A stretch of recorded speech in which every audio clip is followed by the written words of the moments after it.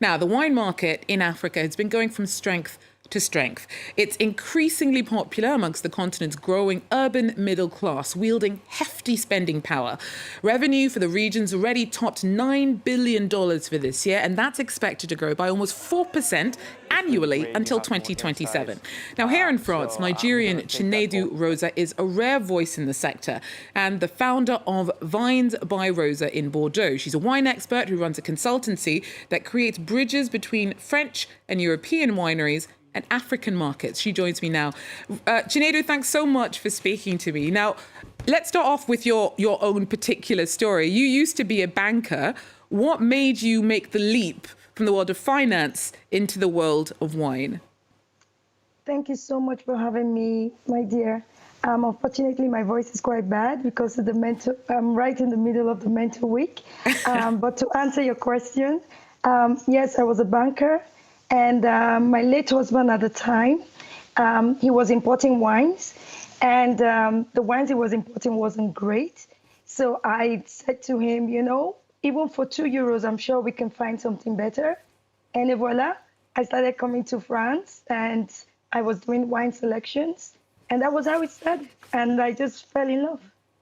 You know, so I started off by talking about how robust the wine market in Africa is. Do you agree? What more insight can you give us? And how do European wineries cater to that potential? Well, Georgia, to be truthful, the potential of the Nigerian wine market is enormous. It's growing and growing every day. We are going close to over $9 billion. And honestly, the European wine market needs to step up. The American market is doing a good job. Some of the European markets are doing a good job. But why I am here specifically in Bordeaux and France is to help them work on their marketing skills and really going into the African market themselves, seeing what is loved by the Africans, and really creating a partnership between the African wine importers, the people who drink their wine, and also, you know, opening the door for them to experience more about the wine. And there's business to be done for everybody. It's enormous. You just can't believe it. But when you're saying cater specifically to what African markets are looking for, what is that? Is it any different from what markets in other regions in the world may or may not be looking for? Definitely. When they wanted to go into the Chinese market, they spent the time to study the people, study the market, study the culture. When you want to go into a country, you need to study what makes them, what their taste buds are like, what they like to eat.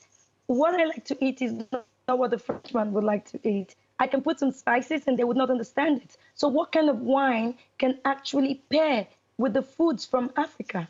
That is the first key. And then you education, letting people know why this wine works with their food. It's all about investment, investing in the people who are ready to be your clients. And that is key for the French market. And that's what I want to do. When it comes to education, that is something that's very much at the heart of some of the work that you've been doing. I understand that we've caught you right bang in the middle of a very particular week. And that's actually part of your attempts at trying to introduce diversity specifically into the Bordeaux wine scene. How do you do that? And why do you think it's so important? I am very lucky to have a fantastic partner and friend. Her name is Jane Hansen, a worldwide known wine critic specialized in Bordeaux. And she did a write-up about me on the King Decanter magazine.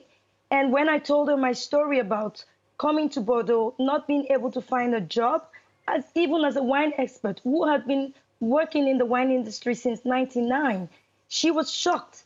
She was like, that's not possible. I told her, yes, it is. Even for those who knew me, I came here and nobody gave me a job.